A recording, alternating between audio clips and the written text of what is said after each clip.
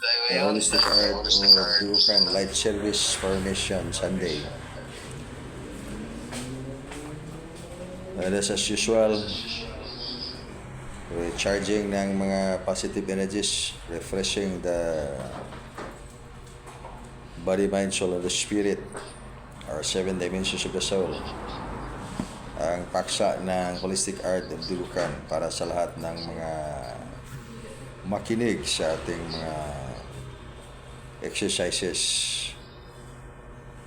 Watch Divine Revelation, the bridging of the divine radiance of the Supreme Master of Wisdom, Akara Star, Supreme Superlight, Angels, or Supreme Absolute sa lahat ng mga practitioners ngayon ng Angels Contacts and Connection worldwide. At online sila ngayon. At ang layunin natin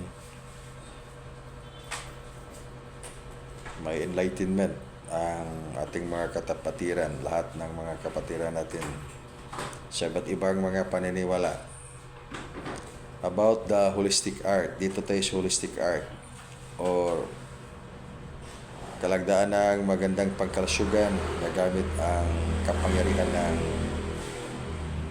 kalikasan. Sabihin lang natin kapangyarihan ng kalikasan dahil itong lahat ay spiritual formation man. Ibig sabihin natin ang ating mga spiritual formation ongoing ngayon at accelerated pa ngayon dahil nag-accelerate ang enerhiya ngayon.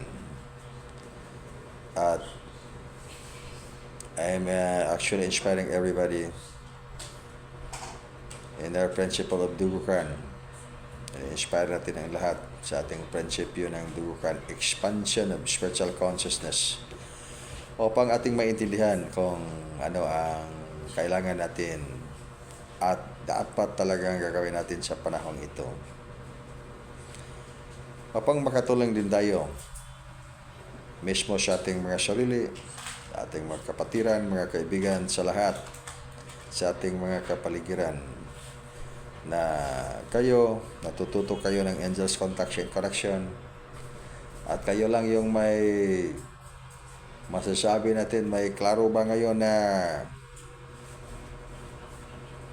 kaalaman kung ano yung mga mahiwagang liwanag nandyan magpakita sa mga kalangitan. Dahil hindi man maguluhan ang inyong mga isip kung ano yung mga liwanag na yan. Dahil tune up na ang inyong mga consciousness na nag-activate na yung mga divine connection nandyan sa inyong dimensions of the soul. 7 dimensions of the soul. What are the things that will really matter in life? Ano ang mga bagay na talagang mag-matter ng panahon ngayon? Ano ang mga bagay na yun? So, alam natin ngayon, lahat ng mga tao naghahangad ng kaligtasan. At in the holistic art of Dugukan, we have the version ng kaligtasan na yan, ating ipinaliwanag na 3 klaseng kaligtasan.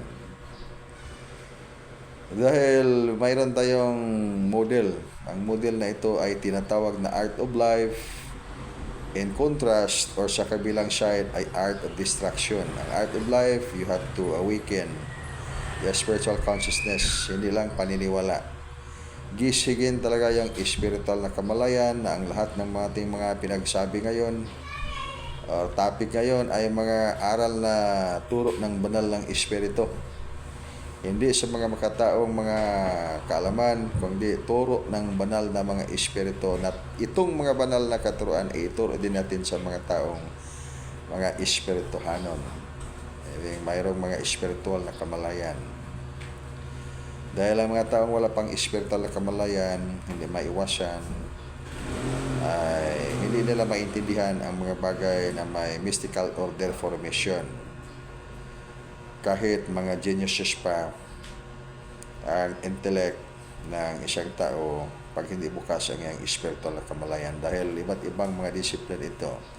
Kaya anong klaseng tatlong kaligtasan ang ating ipiniwatig ditong ating paksa ng ating holistic art and dudukan?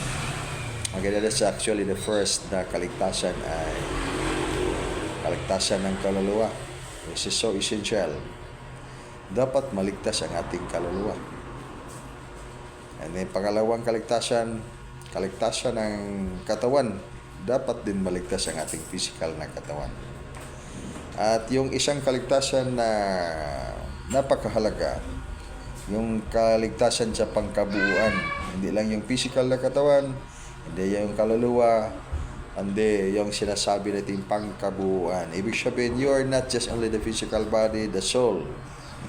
Sa iyong pagkatao, hindi ka lang nag-iisa. Ibig sabihin na hindi ka nag-iisa, this is actually one of the principles of Dugukan, the third principle of Dugukan. Ibig sabihin, hindi ka nag-iisa, you're not really alone. That's because in your physical body, 7 dimensions of the soul is composed of subtler collected bodies. So that's why, before we go up to the point of ascension, talking about at present life evolution, you are 9 connected bodies, 1 advanced elemental foundation, 1 carbon atom life foundation, and 7 super light body foundation. Okay. Yung mga higher connected bodies plus 3 star supreme super light bodies.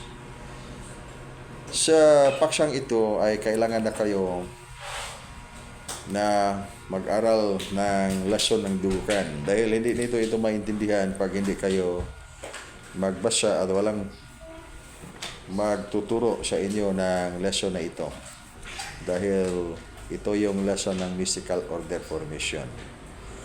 Dito tayo sa simple na layunin natin na maligtas ang kaluluwa. Paano maligtas ang kaluluwa? Susundin ang mga batas ng Diyos. Anong mga batas ng Diyos na kailangan nating sundan? So we must realize that we are now in this present time. Nandito tayo ngayon sa bagong panahon. Compared to the years, 2,000 years ago, wala pang mga cellphone. So iba din ang batas sa sinaunang panahon dahil batas yun sa sinaunang panahon. Batas ng Stone Age could be different from the batas of the Ice Age, and then the Ice Age could be different law during the Iron Age, and then in this present time, contemporary time, it could be different law as well. Kaya batas ngayon ng advanced technology. In contrast with that, advance of the super advanced spirituality. So anong ating kailangan matutunan ngayon? This is a question for everyone to answer. Anong ating kailangan matutunan ngayon? Anong kayang dapat natin matutunan ngayon? Ating ihula-hula lang muna. So, anong kailangan matutunan ngayon ng tao?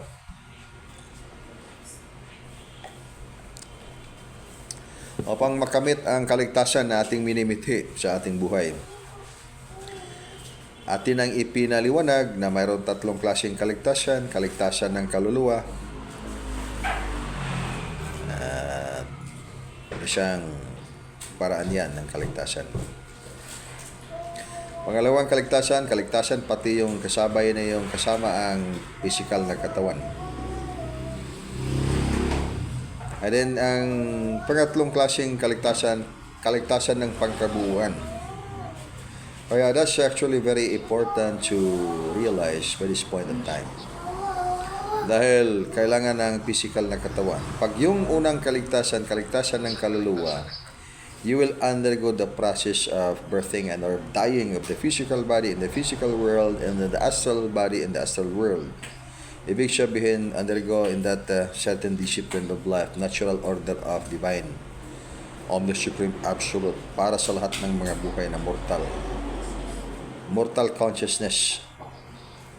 Meron bang mortal consciousness? Kailan maging mortal consciousness ang isang kaluluwa?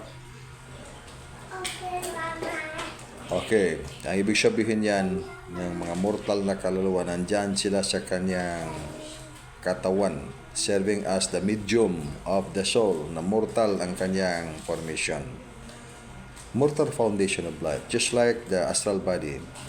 The astral body is mortal foundation, kaya mamamatay yung astral body. And looking as if immortal lang pag may physical na katawan. Dahil yung physical na katawan is actually serving as the energy station of the soul. Na ibig sabihin, kahit ilang beses mamatay ang isang kaluluwa sa astral spiritual na mundo, ngunit babalik lang siya, makagising siya sa kanyang physical na katawan. Dahil nandyan man ang kanyang physical na katawan. Unless by a certain point, circumstance of the soul na mamatay ang isang kaluluwa na walang physical na katawan, kaya mamamatay talaga ang isang kaluluwa. At wala nang process of birthing of the soul in the physical world. Dahil wala mang physical na katawan na magamit ang kaluluwa dahil namatay siya dyan sa astral spiritual world. And this actually a study could not be learned.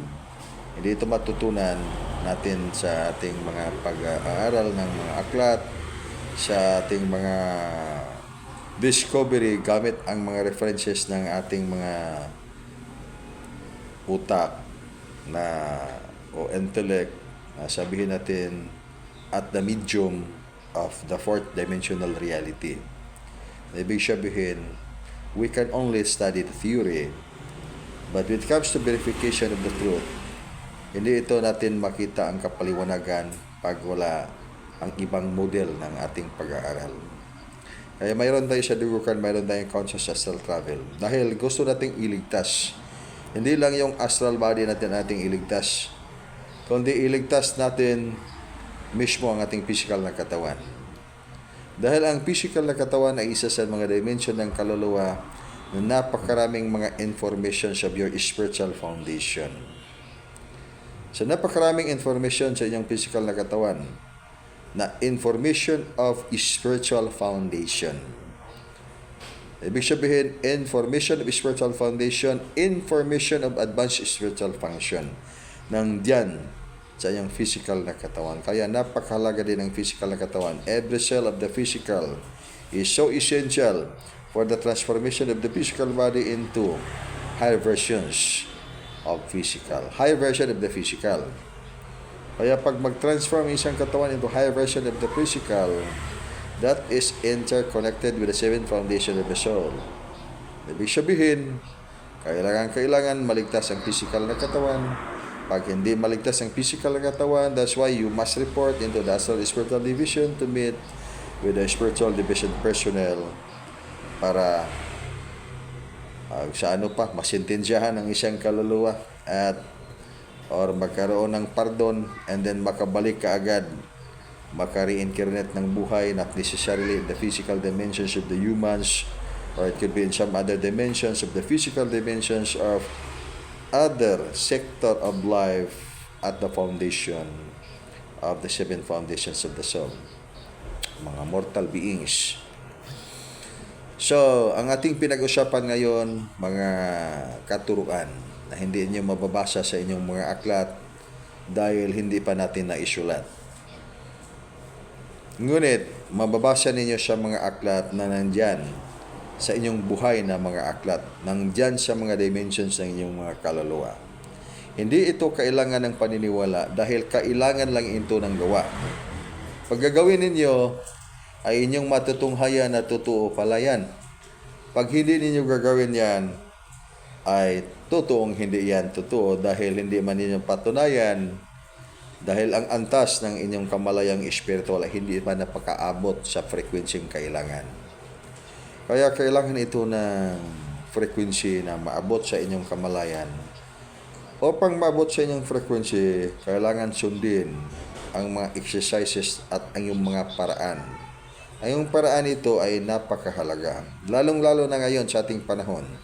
This point of energy activation in the course of planetary ascension is very crucial for everybody. Sa punto ngayon ng panahon ito, ang panahong ito is very crucial lahat ito ngayon para sa lahat ng mga tao. Dahil pag hindi ninyo maintindihan ang mga enerhiya ngayon, at napakaraming mga enerhiya, kahit ilaw ng ating ginagamit ngayon ay enerhiya, liwanag, enerhiya, And yung mga vitamins, nutrients, minerals, enerhiya, lahat yan. Spiritual energy, hindi makikita. Yung hangin, tubig, lahat yung mga nandyan sa kalikasan ay enerhiya. Sa hindi mabibilang nating mga klase-klaseng enerhiya, and then, anong ating higit na kailangan ngayon upang hindi tayo maligaw? Anong klaseng enerhiya ang kailangan ngayon na kainin ng iyong kaluluwa? Anong connectivity ng inyong mga kaluluwa na dapat inyong pag-ingatan, ipalago, at anong klaseng connectivity na dapat isa-press dahil nagdudulot ng mga badlak o mahadlang sa buhay. Yung divine calling ninyo ngayon ay malakas. Kaya yung mga may nga pandinig na makarinig, dapat makinig sa utos ng banal na Espiritu. Yung mga hindi makakinig sa mga utos ng banal na Espiritu dahil pinakinggan nila ang ibang boses na nagsasabi sa kanila kung ano ang kailangan nilang gagawin. Ngunit, ang mahalaga ngayon, dahil yung sinasabi ko na napakaraming mga enerhiya, itong mga enerhiya ay itong lahat ay may mga medium itong lahat. Ibig sabihin may mga agent sila or vehicle. Kaya pagsabihin natin na magpunta ko ngayon doon sa Dugukan kasi sa Dugukan marapit na ang Celestial Conference on August 12. By the way, we are closer to the Celestial Conference and I hope that handa na kayo ngayon sa inyong mga Lightship Initiation. We'll be having our Lightship Initiation on the August 12 para sa mga teachers of the Art of Life. And then for the non-teachers also of the Art of Life, para maging teacher of the Art of Life. So, pag sinasabi ng ating kaisipan na hindi lang tayo magpunta doon kasi may gagawin pa tayo at may mahalaga pa tayong gagawin. Dahil ito ngayon ang pinakamahalaga natin. Unang-una, i-define natin ang mga bagay kung ano ang mga bagay ngayon na talagang mahalaga, hindi lang importante. Dahil ibig sabihin ng importante lang, pwedeng wala lang yan kay importante man lang yan. Pero pag hindi lang din maabot sa atin yan, okay lang din yan kasi importante man lang. But ibig sabihin natin napakahalaga, essential ang ibig sabihin yan na yung for example itong pagkain ay very essential itong pagkain sa ating physical na katawan. Pag hindi tayo makakain ng mga pagkain, mamamatay ang physical na katawan dahil ay essential ang pagkain sa katawan. Yan ibig sabihin ng essential, napakahalaga. Ang enerhiya ngayon na kailangan ninyong maintindihan at natin lang lahat ng mga tao sa balat ng lupa, pati yung mga tao nandyan sa outer space, yung enerhiya ngayon na nag-influensya ay yung kailangan nating maintindihan upang hindi tayo lalamunin ng ibang enerhiya. Kaya nga dalawang kapangyarihan ngayon ang nagdigmaan in the course of this ongoing planetary ascension. So, ang isang enerhiya, yung Art of Life na enerhiya, walang blinding ignorance. When you talk about Art of Life, walang blinding ignorance. Kaya, dapat natin intindihin itong sinasabi ng Dugukan's Creed, Foundation of Knowledge and Wisdom. This because, when you pass the Lightship Initiation, you have the wisdom. Dahil makaturo ka ng Art of Life. Mga katuruan, hindi matuturo kahit sinong tao. Maturo lamang ni yung mga taong nakapasa ng Lightship Initiation dahil binigyan sila ng authority ng Omni-Supreme Absolute or Divine Master ng Langit. Huwag lang kayong magduda sa inyong mga connection. Ibig sabihin, yung blinding ignorance, yung doubtful ka ba sa iyong sarili? Ano kaya itong ating mga connection ng mga angel na ito? Totoo ba kayong angel na ito na sinasabi naman na ating mga natutunan na ito ay baka yan ay hindi yan totoo? So, dito sa blinding ignorance, dahil hindi pa bukas ang ating spiritual na kamalayan.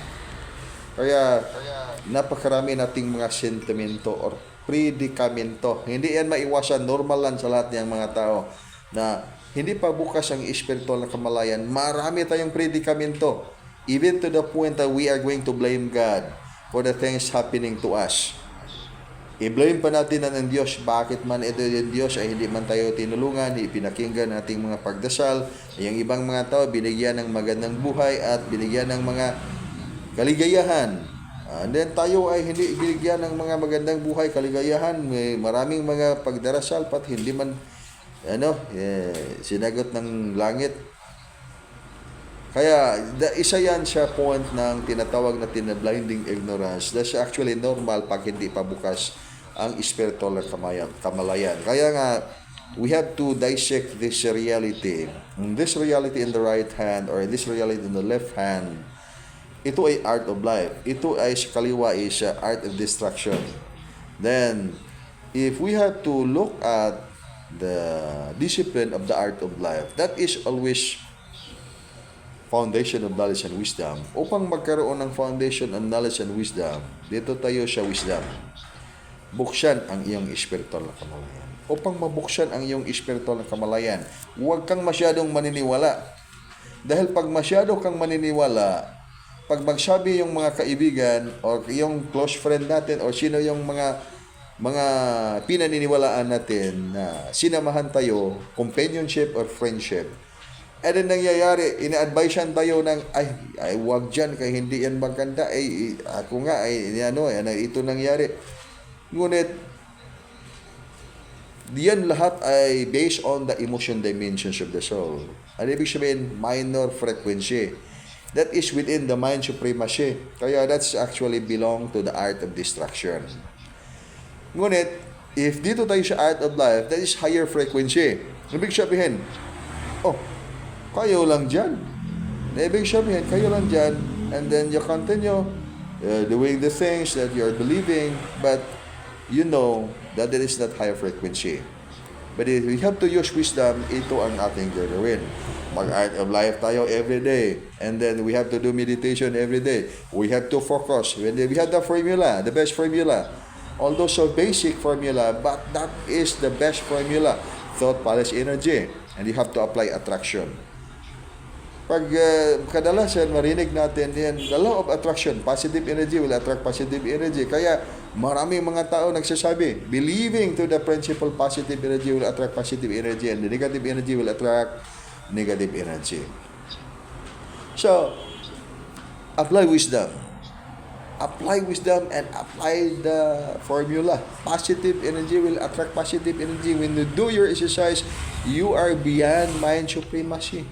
You don't need to believe. You need only to do the point of your holistic art. You will become healthy as much as you can. You will become stronger as much as you can because there is always the force of the Spirit that will push you to become even more stronger beyond your imagination. Hindi ka talaga lalamunin ng art of destruction. Ano ba yung art of destruction? When it comes to blinding ignorance, hindi natin alam. Dahil hindi natin ito maintindihan, dahil hindi katanggap-tanggap ng emotion dimensions of our soul. That's why, itong 7 dimensions of the soul, the third dimensions of this dimensions of the soul could be the hub of the so much illusion. Kaya, kailangan natin itong palitan ng dimension na higher vibrational frequency. Diyan papasok ang formula. Transforming the minor vibrational frequency into advanced vibrational frequency. And how you will do that? Paano mo yan gagawin? So, buksan ang iyong spiritual na kamalayan. Apply the formula, thought follows energy. When it comes to the formula, thought follows energy, positive energy. Mayroong supreme superlight angels deep within you. You have higher connected bodies first in the presence of your guardian angel. Don't mislead. First, in the person of your guardian angel, and then the persons of your spiritual master. Higher connected bodies. Kaya, hindi ka mabitray ng higher connected bodies mo. Dahil ang gusto lang nila, ay isa lang yung gusto nila. Wala silang ibang gustuhin para sa'yo.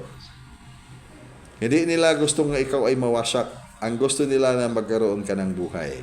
Kaya, dapat kang makagising sa iyong spiritual na kamalayan na mayroong immortal beings ng iyong pagkatao na gustong maging ikaw ay magtagumpay. Ngunit pag hindi mo siya pakinggan at dito tayo makinig sa art of destruction, although puno ng mga pagmamahal itong mga art of destruction, ngunit art of destruction pa rin yan. Dahil yan ay nandyan yan sa dimension third dimensional reality wherein actually expressing the greatest reality of polarity. Ibig sabihin, ang third dimension, yan yung nag-illustrate ano yung polarity, ano yung negative, ano yung positive, and then wala kang pagkakataon na maiwasan mo yung diskriminasyon. That's why there is the principle, you cannot serve two masters at one time. Hindi ka talaga makaserbisyo ng dalawang master at one time. Because during the time na ipatawag ka ng art of life, sabihin ng yung art of master ng isang master na, ay wag dyan kasi hindi kami na mahal ng art of life. Pinabayaan ka ng art of life. Dito tayo kay minamahal tayo ng Panginoon. Minamahal tayo sa ating mga kapatiran, mga kaibigan. Ano nangyari? Nag-decrease ang iyong spiritual energy. Dahil, again, ang art of life is not blinding ignorance. It's always wisdom and wisdom and wisdom. That's why it is called force of the Spirit of the Omni-Supreme Absolute. Puwersa ng banal na Espiritu, turuan ka ng banal na Espiritu paano ka maging malakas. Kaya pag magtanong tayo, bakit ganito ang aking buhay? Ang sagot diyan is so simple. Dahil ang influencing energy, yung signal na sinunod natin ay signal ng dito sa greatest polarity. Ibig sabihin, third dimensional reality. And we have to define what is third dimensional reality. Third dimension, the greatest expression of polarity. Whenever the time you will say, that's good because there is someone bad. That's real because there is false. That's really great because there is no great on the other side of the coin.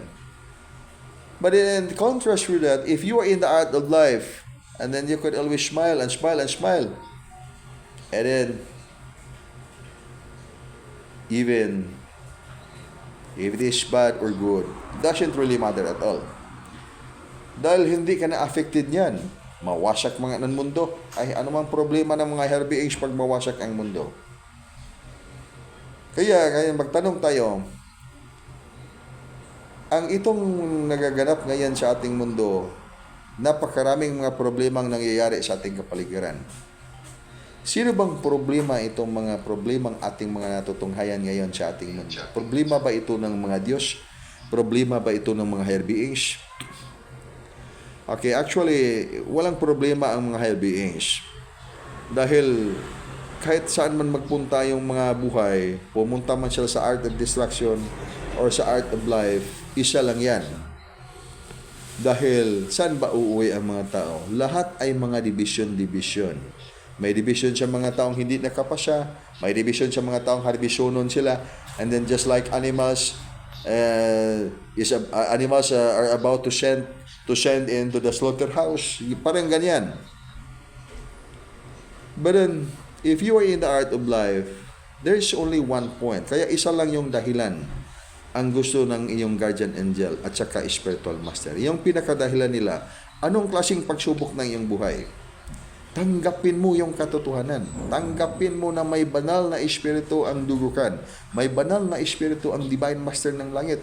Tinatawag mo na Lord Jesus Christ, tinatawag na Buddha, Krishna, Yahweh, Allah, or anumang tawag mo sa iyong Diyos. Isa lang ang kanyang gusto, na ikaw ay magtagumpay at makapasok sa kanyang paraiso.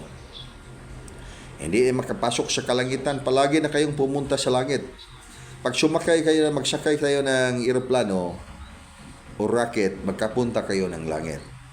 Kaya, imithi natin itong katotohanan na pumunta tayo sa paraiso. Hindi tayo pumunta sa langit, baka matamaan tayo ng mga rocket dyan sa kalangitan. Dahil dyan man lumilipad yung mga rocket, mga missiles. Ibig sabihin, pumunta kayo sa paraiso. Ang tawag sa paraiso na yan, pag-aralan ninyo Angels Contacts and Connection, Art of Life 172. Dahil yung mga liwanag na mga mysterious lights na makikita niya sa kalangitan, galing diyan sila sa Supreme Governance of the Infinite Cosmic Family of Light. Kaya ibig sabihin, ang liwanag ninyo na gustong puntahan na paraiso na yan, ang tawag sa paraiso na yan, pag lagyan natin ng pangalan. Ang tawag ay Supreme Governance of the Infinite Cosmic Family of Life. Ngayon, tayo ngayon, may sakit tayo ngayon. Ang sakit ko ngayon ay, ano bang sakit ko ngayon? Ang sakit ko ngayon ay, sabihin na natin, sakit ng puso. Aking puso ngayon ay masakit ang aking puso ngayon. Then, I have to look at the root of the problem of my illness of the heart. Tingnan ko yung problema sa aking, yung ugat ng sakit ng puso. Bakit man tayo nagkasakit sa puso? Kaya nagkasakit sa puso tayo kaya hindi man tayo nagdisiplina sa ating katawan. Hindi tayo nag-exercise. Kakain tayo ng mga pagkain na napakaraming mga toxin. Hindi tayo nag-meditation at araw-araw pinakinggan natin yung mga problema ng mga nandyan sa kapaligiran. At hindi lang pinakinggan, gumawa pa tayo ng maraming problema dahil gusto nating lutasin ang problema ng mundo. Pag makikita tayo ng mga kaibigan, gusto nating lutasin ang kanilang problema. So, ang mundo ng ibang mundo ay gusto nating hawakan. Kaya nga napakaraming mga problema na ating ipinapasok sa ating emotion dimension of the soul. Kaya tayo ay nagkasakit. But if we understand, naintindihan natin itong dimension ng mga kaluluwa, marunong tayong magbawas, marunong din tayong dagdagan. So, sino yung ibawas natin dyan sa emotion dimension of the soul? Bawas-bawasan natin yung mga emosyon ng mga negative. Yung sumas polarity ba? Yan maganda yan. Yan ay pangit yan. Yan ay mabuti. Yan ay mabait o ano, masungit o ano yan. Napakaraming mga rason. Kaya that is actually within the framework of this understanding, human understanding. Kaya paano natin ma-resolve ang mga problema yan? Yung mga lahat ng mga problema yan. Ano natin itong gagawin natin na para ma-resolve yan? So, we must begin. Apply the formula. Thought follows energy. Thought follows energy. And then there is the principle positive energy will attract positive energy. Apply that formula. So, focus tayo sa positive energy. Anong klaseng enerhiya? Ay klaro na ang definition natin sa energy. Supreme Superlight Energy. So, mayroon na kayong Supreme Superlight Energy. Mayroon na kayong Superlight Energy. Mayroon na kayong Advanced Elemental Foundation Energy. In contrast with the demonic energy.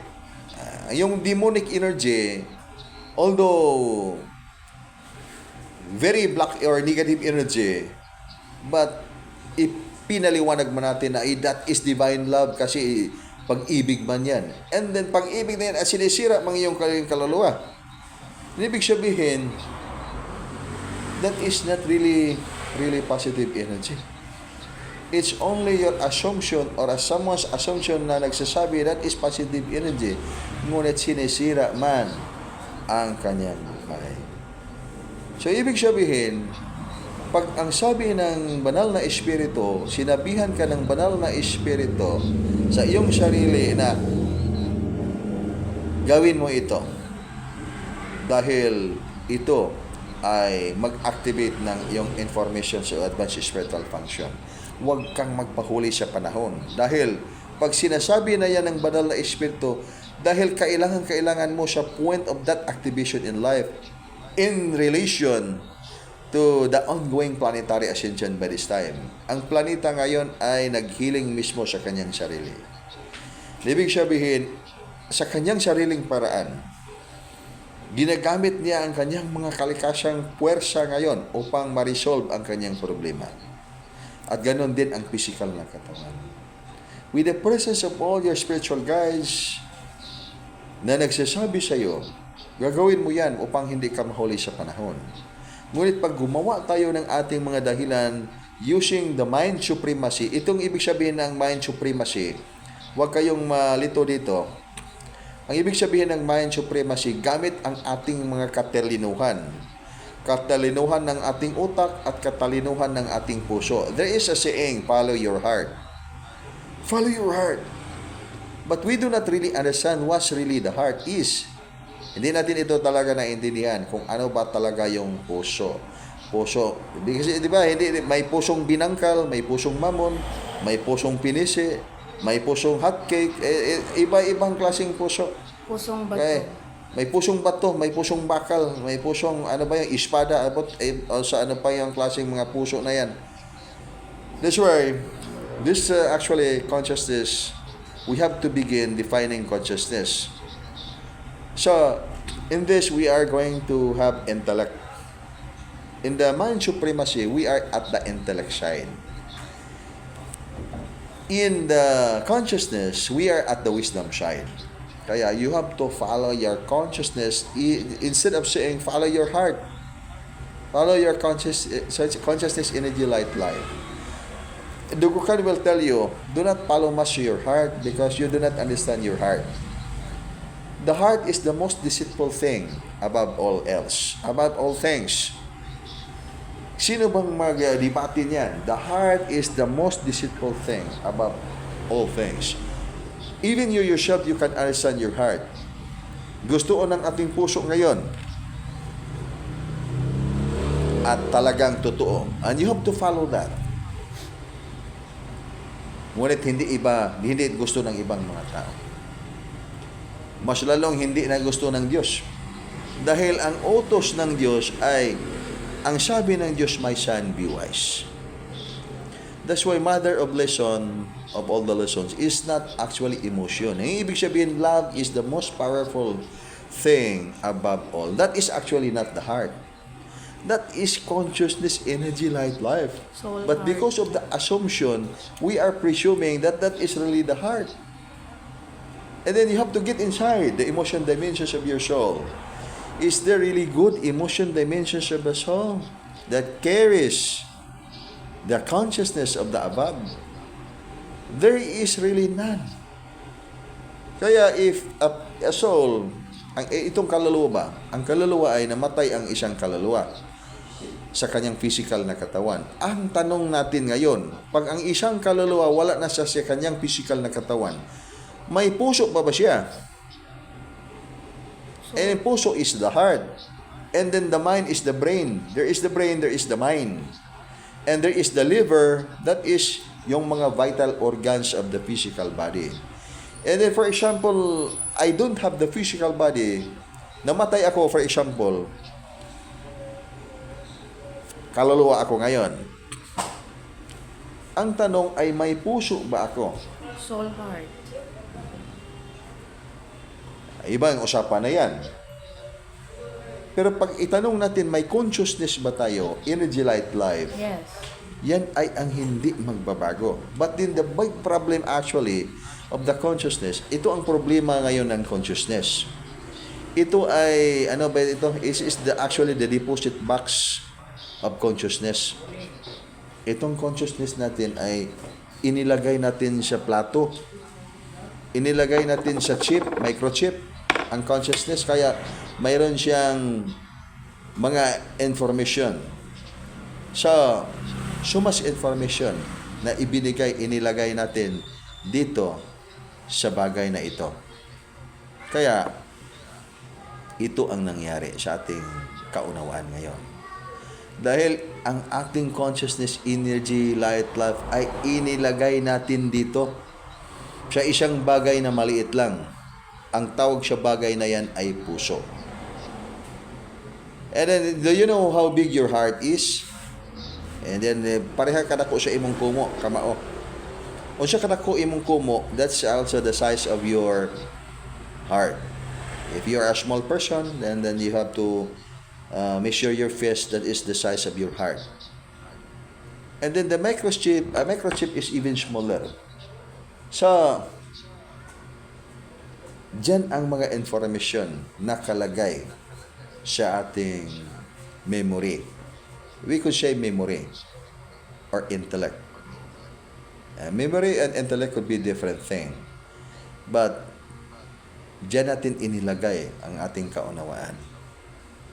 But if you have to look at your physical body, the dimensions of your soul, you are not just only the heart. You are bigger than your heart, even bigger than your physical body.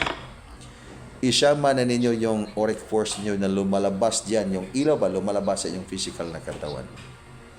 Kaya paano man ninyo maintindihan ang katotohanan pag tingnan ninyo yung katotohanan sa inyong puso, hindi niyo tingnan sa totoong tunay ninyong liwanag, na totoong tunay na katotohanan na yung tinatawag natin consciousness, energy, light, life. Kaya in the Dugo Christ Creed, you are a child of the Supreme Cell. Na ibig sabihin, Supreme Consciousness, Energy, Light, Life. You are the son of the Son. Na ibig sabihin, ikaw ay anak ng Supreme Universal Name. So dyan tayo mag-umpisa. Tingnan natin kung ano talaga yung tunay na katotohanan upang totoo tayong maligtas. Kaya ating isinasabi ngayon, 3 klaseng kaligtasan. Sa kaligtasan ito, kaligtasan ng kaluluwa. Dahil pag hindi talaga ma-resolve, at least ma-resolve ang kaluluwa, and then that will reincarnate. And then, if we have the chance, kasi sinunod natin yung mga aral ng dugukan, we are really preparing ourselves, especially in the most difficult point in our lives. Ngayon, pag sabihin tayo, mag-training kayo ng spiritual martial arts, and then, hindi kayo nag-aral ng lesson dahil pagod kayo or iniantok kayo or marami kayong dahilan or galit kayo kasi nasigawan ko kayo. And then, the more hindi tayo mag-training, the more we have to listen with the emotion dimension, the more ma-left behind talaga kayo. Mawala kayo sa inyong opportunity na makaahon sa emotion dimensions of the soul dahil ang panahon ngayon ay hindi makahintay sa inyo. Hindi talaga makahintay ang panahon because time is so a divine order for mission. Ginawa itong panahon. Maski ang tao ay gumawa ng panahon. But yung itong kalikasan, the substantive part or the consciousness visited of this time is a consciousness that was not actually created by the humans. Is a divine order for mission. Kaya, hindi makaintay sa inyo ang panahon. That's why we have again the formula. Receive, align, and adapt. Bakit kailangan ninyong itanggap? Receive. And then pagkatapos ninyo matanggap, you have to align. Kaya kailangan ninyong i-align. Dahil you do not align with the art of destruction because the art of destruction is so much negative emotion. You can define it positive emotion or negative emotion. Isa lang yan. Pareha lang yan. You are so positive emotion. You are so happy because positive emotion. Ngunit, hindi mo man pinalago ang pundasyon ng iyong spiritual. Masyado kang malungkot, napakalungkot, at sobrang lungkot. Again, hindi mo pinalago ang iyong spiritual. Kaya, in the meditation, there is always the command into your mind. Ibig sabihin yan, ibakanti mo lahat ng mong emotion dimension at saka yung mental dimension upang pumasok ang banal na espiritu, force of the spirit of the Omnis Supreme Absolute, that is wisdom. Pumasok talaga yung karunungan or ilaw ng wisdom. Pag ibakante ninyo itong paniniwala nitong polarity of the world. Again, you are consciousness, energy, light, life. But you are using your gadget, you are using your transistor, or you're using your transmitter. You put up your consciousness in this medium. Kaya mayroon kayong medium na ginagamit. Kaya yung consciousness ninyo ay inilagay din ninyo sa puso, hindi niya inilagay sa utak, hindi inilagay sa liver, hindi inilagay ng tao sa kidney or the entire physical body. Kaya hindi na iwasan ng isang tao nalimutan niya na gisingin ang mga advanced informations of spiritual functions nandyan sa kanyang DNA, the first dimensions of the soul. Kaya, in the first dimensions of the soul, DNA is the blueprint of life. Not just only the physical aspect, we are going to see that reality. It has also included the subjective part of your shell. Ibig sabihin, napakaraming informations dyan of the advanced spiritual function na kailangan ninyo na buksan. Kaya pakinggan talaga ang utos ng banal na espiritu. Pag sinasabi ng banal na espiritu, Pulano, magpunta ka ngayon sa Cebu dahil you have to activate your informations of advanced spiritual function. Ay din sinasabi ng intellect mo, pati din sa emotion dimension, ay wag muna kasi may ibinta pa akong lupa doon at mapunta ang buyer ngayon. Or else hindi mabinta ang lupa. Then inaantay mo pagkalinggo na, inaantay mo yung schedule ng mabinta yung lupa, mag-meet kayo sa buyer. Pagpunta doon sa buyer, And then, sabi ng buyer, hindi ko magpalit ng yung, o bimili ng yung lupa kasi may ano man, kulang aking pira. O may pira, hindi man nagkapasa sa aking mga kriteria. Kaya, dumaan ang opportunity. Hindi mo nasunod ang utos ng banal na espiritu. Dahil pumunta ka doon sa sinasabi ng emotion dimension at the mental dimension, which actually real. Totoo naman yan. At may rationale. Lahat ng mga sasabihin ng emotion dimensions of the soul and the mental dimension of the soul, may rationale lahat. But this is actually belong to this kind of universe. That's why the ibig sabihin na everything that you can see in the objective world, ito ba, sa mundong makikita mo, is illusion. Bakit man illusion? Dahil dito ka tumanaw sa consciousness mo na hindi mo inilagay sa plato o hindi mo inilagay sa iyong micro or sa iyong agent o hindi mo inilagay sa iyong agent or headset. Inilagay mo mismo sa mas malaking energy stations ng iyong pagkatao. Ang tawag niyan ay inilagay mo ang iyong consciousness, ikaw mismo yon pumasok sa iyong living book of life. Nandyan ka sa loob ng iyong buhay na aklat. Kaya ikaw ay totoo. That's why in the lesson of the College of Mystery of Dugukan, you have to know yourself. Ibig sabihin ng know thyself, kilalanin mo ang iyong sarili. Hindi mo makilala ang iyong sarili pag sabihin mo, kilalanin mo ang iyong sarili sa pamagitan ng iyong puso. In the first place, the heart is just a tiny, a very tiny part of the reality of your wholeness aspect of well-being. Ibig sabihin yan, you have to look for the bigger aspect of your heart. At saan man ninyo matutunghayan yung puso ninyong napakalaki. And if you are in the heart of the city of Cebu, what will you understand? Ano ba maintindihan natin? You are in the heart of the city of the country. You are in the heart of the city of Luzon or Manila.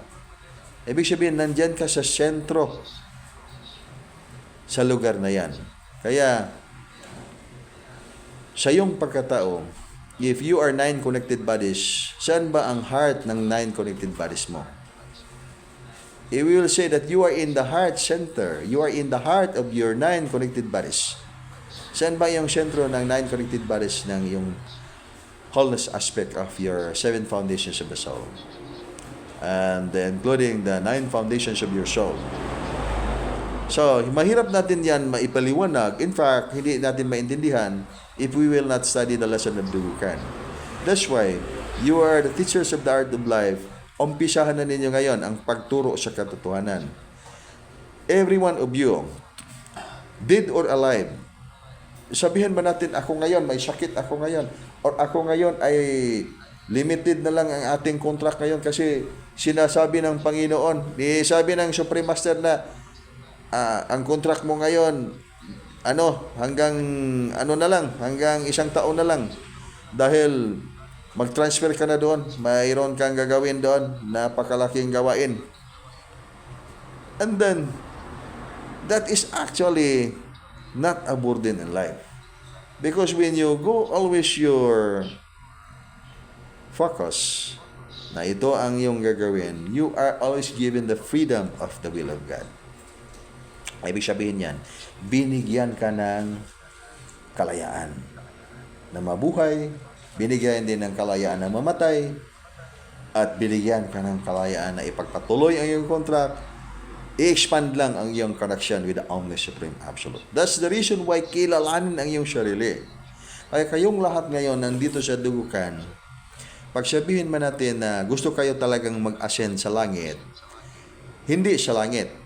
Dahil dyan mang lumilipad yung mga airplano, sinasabi ko naman yan, na pag-bisin magbasa ka ng Biblia, sa Biblia, there are 3 kinds of heavens. You can really understand when you read the scripture. 3 klaseng langit ang ipiniliwanag dyan. Langit in the atmosphere, dyan lumilipad ang mga aeroplano, mga ibon, yung mga airborne technologies dyan lumilipad. Pangalawang klaseng langit, heavenly bodies yan. So stars, planets, all those heavenly bodies.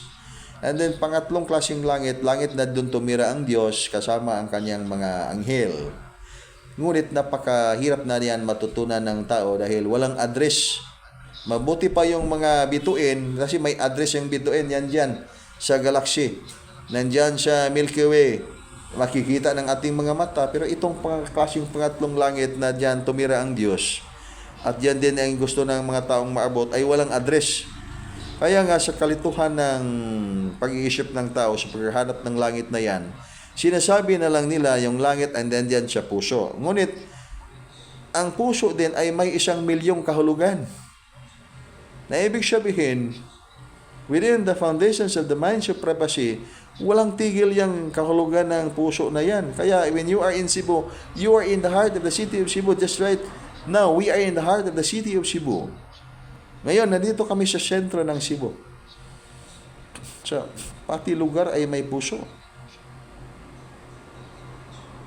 But then in the body, mind, soul, and the spirit, where could be the possible location of your heart?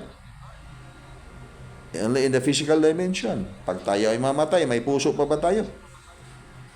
Wala na tayong puso. Baka kasi wala naman tayong mga vital organs. Na ibig sabihin, sino bang gumawa ng ating mga paniniwala? Sino bang gumawa ng ating mga salita?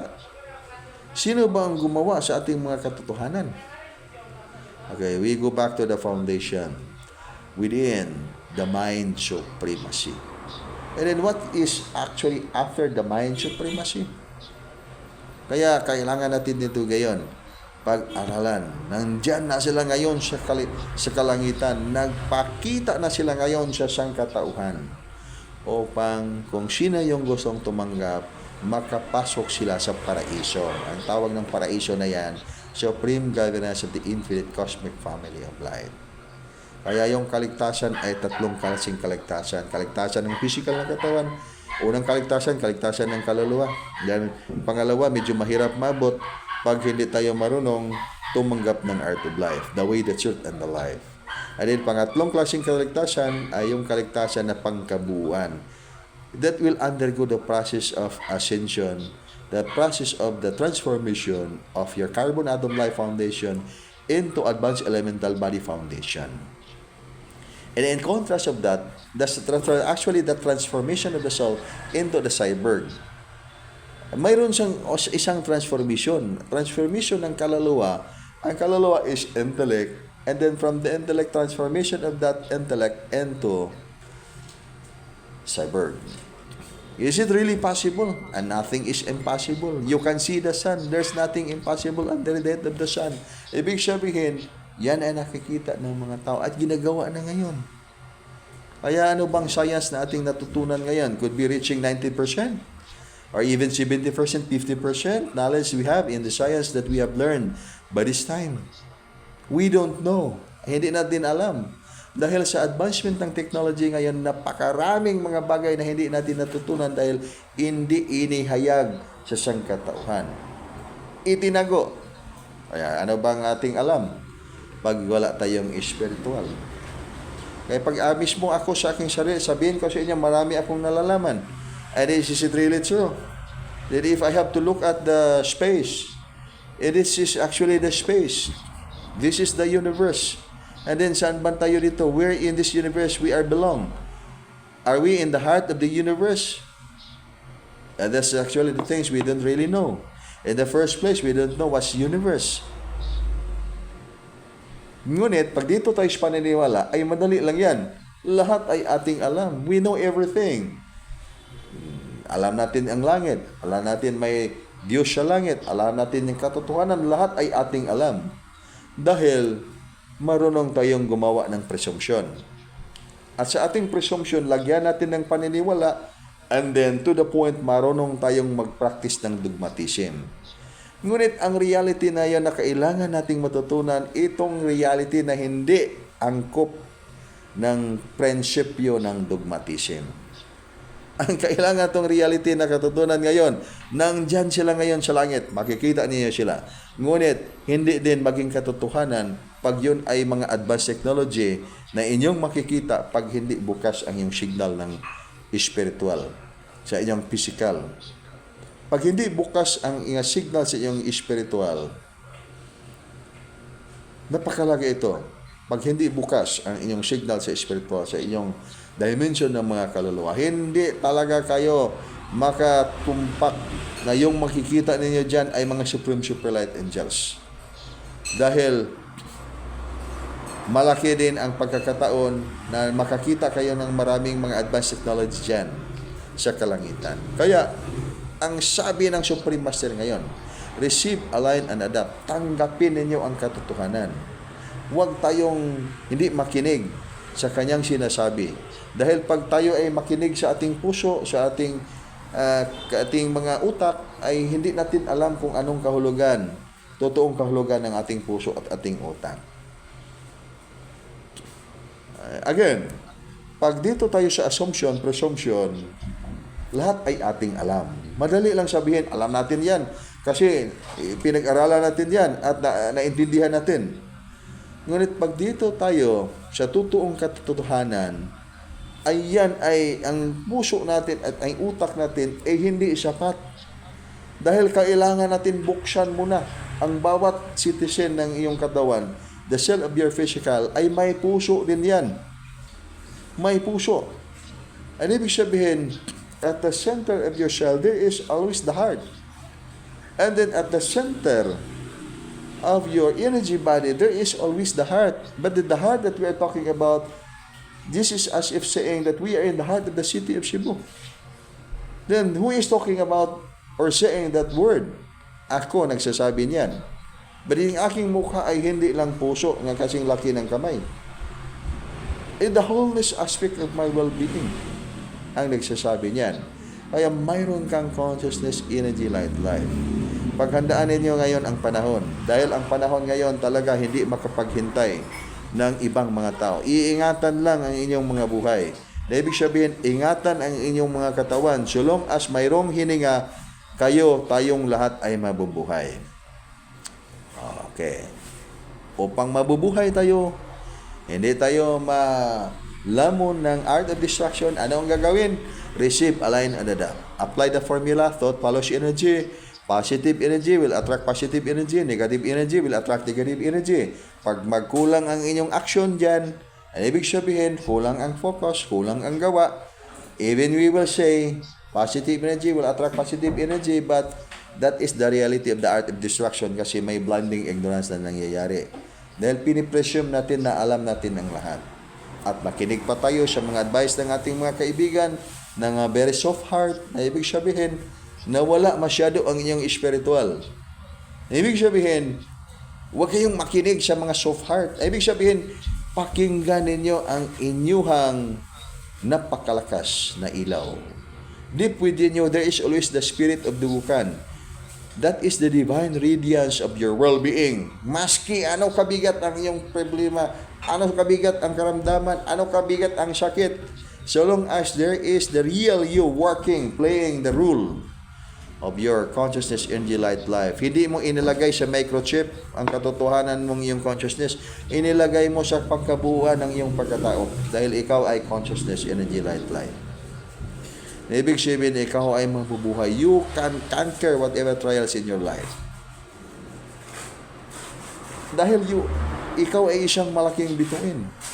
Huwag lang magpa-cloud ba? Huwag bang magpa-cloud? Ibig sabihin, huwag niyong hayaan na makaveran kayo ng mga itim na ulap. Kailangan na